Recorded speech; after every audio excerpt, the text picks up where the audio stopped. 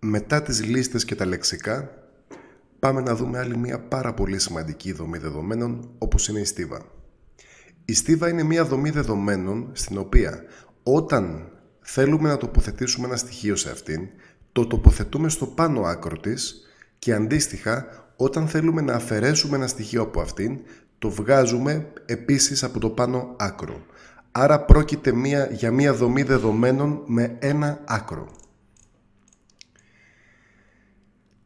Εκείνο το άκρο όπου εισάγονται και εξάγονται τα στοιχεία το ονομάζουμε συνήθως κορυφή και η λογική λέει ότι το τελευταίο στοιχείο το οποίο εισέρχεται και είναι στην κορυφή θα εξάγεται και πρώτο. Δηλαδή το πρώτο μέσα θα είναι και πρώτο έξω.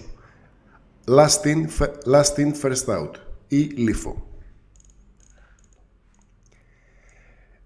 Σε μια στίβα οι βασικές λειτουργίες που συναντάμε είναι η όθηση και η απόθεση. Η όθηση είναι η λειτουργία κατά την οποία εισάγουμε ένα στοιχείο στην κορυφή της στίβας.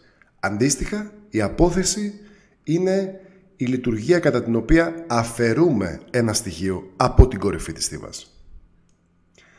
Ειδικά για την απόθεση, στη δυναμική δομή δεδομένων της στίβας, πρέπει να προσέχουμε ότι υπάρχει κατά την απόθεση τουλάχιστον ένα στοιχείο στη στίβα για να μπορέσει να εξαχθεί.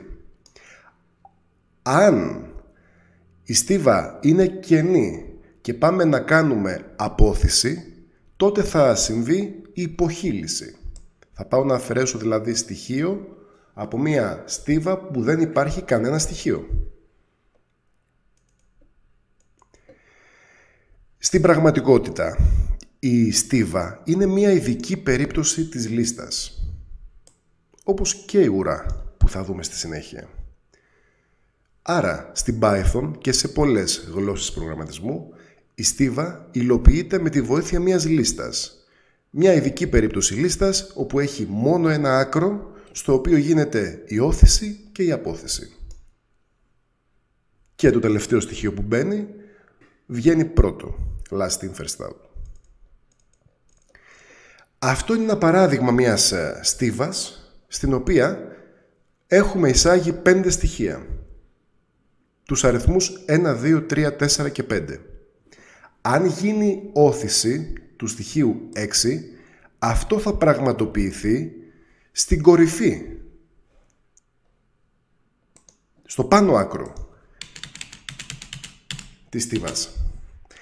Αν τώρα θέλω να αφαιρέσω ένα στοιχείο από τη στίβα, αυτό το οποίο θα αφαιρεθεί είναι το τελευταίο το οποίο μπήκε, δηλαδή το πάνω στοιχείο.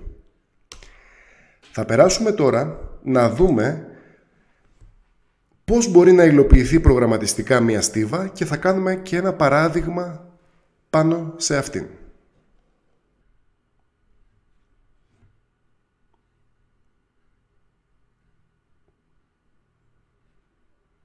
Πρώτα απ' όλα, πρέπει όταν θέλουμε να χρησιμοποιήσουμε μία στίβα σε μία εφαρμογή να την δημιουργήσουμε.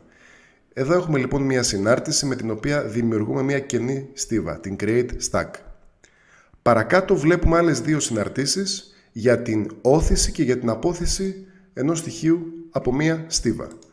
Κατά την όθηση, στην συνάρτηση push, έχουμε ως παράμετρο τη λίστα την οποία υλοποιεί τη στίβα, την έχω ονομάσει stack, και το στοιχείο το οποίο θέλουμε να προσθέσουμε, να κάνουμε όθηση στην στίβα. Και πολύ απλά το στοιχείο αυτό το κάνουμε append στη στίβα. Η συνάρτηση της απόθεσης τώρα δέχεται ως παράμετρο τη στίβα από την οποία θα κάνουμε αφαίρεση με την pop το πάνω στοιχείο, το στοιχείο που βρίσκεται στο πάνω άκρο. Πολύ σημαντική είναι και η μέθοδος με την οποία ελέγχουμε αν μια στίβα είναι άδεια. Σε αυτή την συνάρτηση, η οποία τι κάνει στην πραγματικότητα, επιστρέφει true ή false. Στην περίπτωση που το μήκος της στίβας είναι 0, δηλαδή δεν έχει κανένα στοιχείο, επιστρέφει true γιατί δεν μπορεί να γίνει απόθεση. Ενώ αν επιστρέψει false, μπορεί να πραγματοποιηθεί απόθεση. Αυτό θα μπορούσε να γίνει και πιο απλά, κάνοντας κατευθείαν ένα return το μήκος της στίβας που αν είναι 0 θα επιστρέψει true, αν είναι διαφορετικό από 0 θα επιστρέψει false. Πάμε λοιπόν να δούμε ένα παράδειγμα, μία διεπαφή η οποία θα χρησιμοποιεί αυτές τις 4 συναρτήσεις. Θα κάνουμε μία εφαρμογή η οποία αρχικά θα εισάγει 5 ακέραιους αριθμούς σε μία στίβα και στη συνέχεια θα υπάρχει ένα μενού επιλογών όπου πατώντας το ω ο χρήστης θα κάνει όθηση, αν πατήσουμε το α θα κάνει απόθεση, ενώ το taf προκαλεί τερματισμό της εφαρμογής. Τερματισμός θα συμβεί επίσης αν αδειάσει η στίβα και δεν υπάρχει άλλο στοιχείο σε αυτήν. Οπότε, το πρώτο που πρέπει να κάνουμε είναι να χρησιμοποιήσουμε την create stack για να δημιουργηθεί μια στίβα με όνομα s στο κύριο πρόγραμμα. Στη συνέχεια, διαβάζω 5 στοιχεία και τα κάνω διαδοχικά όθηση στη στίβα s.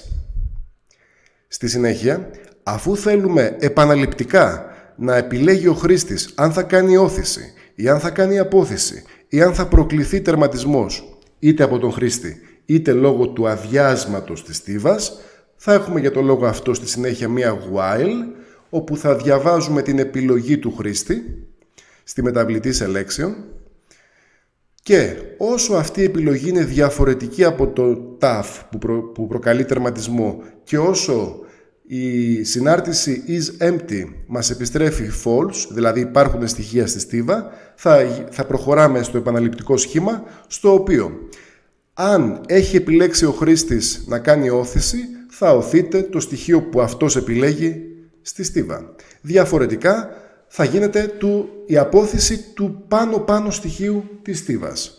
Και μετά θα ξαναδιαβάζει την επιλογή του χρήστη επαναληπτικά και αυτό θα γίνεται μέχρι τον τερματισμό.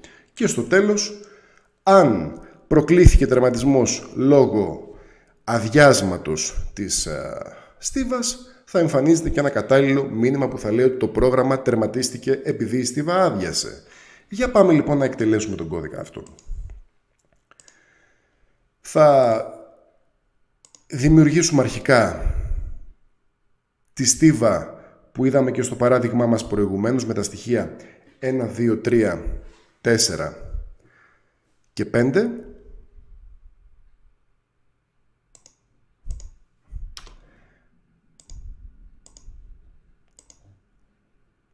Πάμε λοιπόν.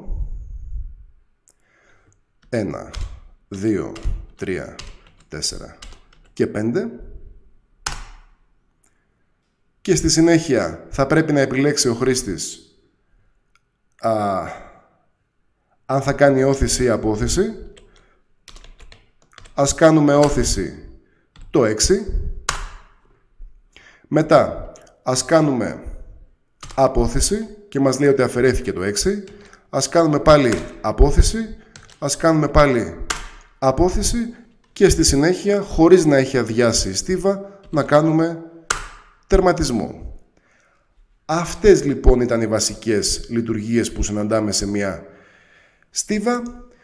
Τέλος, να πούμε ότι η στίβα χρησιμοποιείται πάρα πολύ στην πληροφορική όταν αναπτύσσονται μεταγλωτιστές, στην πλοήγηση των φιλομετρητών στον παγκόσμιο ιστό και στο ιστορικό αυτόν και φυσικά στην τεχνητή νοημοσύνη.